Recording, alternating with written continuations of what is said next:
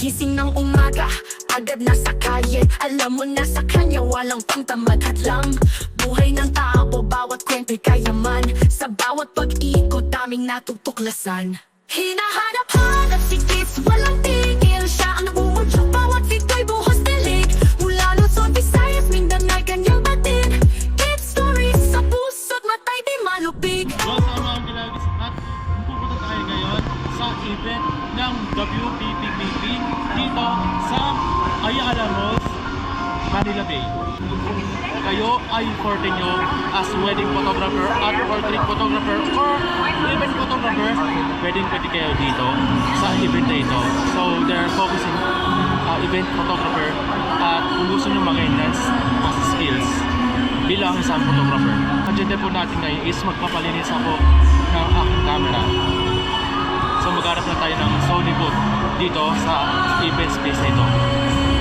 Good morning everyone and welcome to day 2 of the WPPP Photo Congress 2025 right here in the Nandito tayo sa This event is probably one of the most vibrant wedding and portrait photographers. Sir, free cleaning? Pakilan po yan?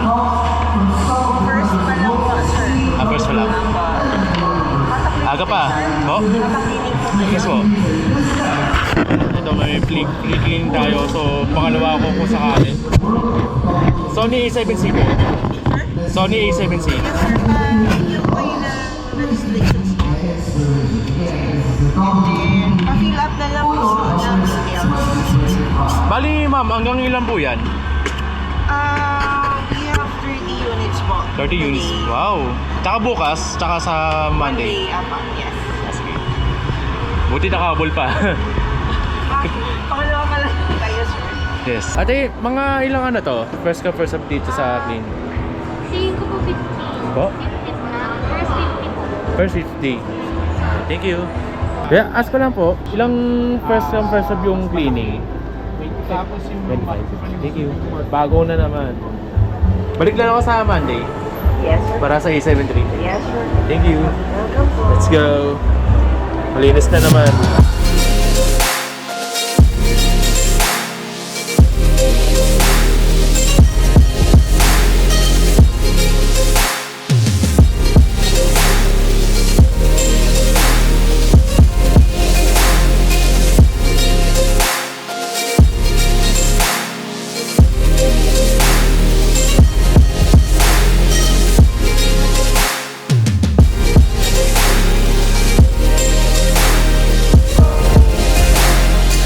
So, what's up mga kilagits at kakauwi ko lang galing sa photography event and meron ako sasabihin sa inyo para malaman nyo. Dahil ang ginagamit ko tong camera which is GoPro 9 dahil yung aking Osmo 2 ay hiniram ng aking AirPod para sa kanyang bakasyon. Kaya ginagamit ko tong GoPro 9 para makita nyo kung gaano kaganda ang GoPro 9. And to be honest, kailangan ko talaga ibenta at bitawan dahil may mga personal na pangangailangan at kailangan ko talaga magkaroon ng upgrade very soon.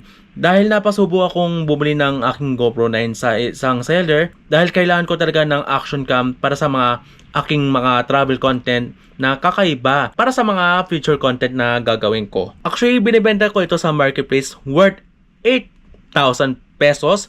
Pero kung solid gilagits kayo or solid followers ng Gate Stories, ibebenta ko sa inyo ito ng worth 7,500 pesos. Bali, ito yung pinaka-discount kung kayo ay followers ng Gate Stories. May mga kasama ang previous nito, kabilang na ang mini monopod, pati na rin ang waterproof case, and mga iba pang mga accessories nito. Kung interesado kayo bumili ng aking GoPro 9, mag-comment kayo sa aking comment section or mag-message kayo sa aking Gate Stories FB page. Mas preferred ko talaga mag-meet up around Taytay or nearby Taytay area or sa mga iba't pang lugar sa Metro Manila na kaya kong puntahan. Maraming salamat sa inyong pagsuporta sa akin at ditong nagtatapos ng aking storya. See you on my next story and God bless you all.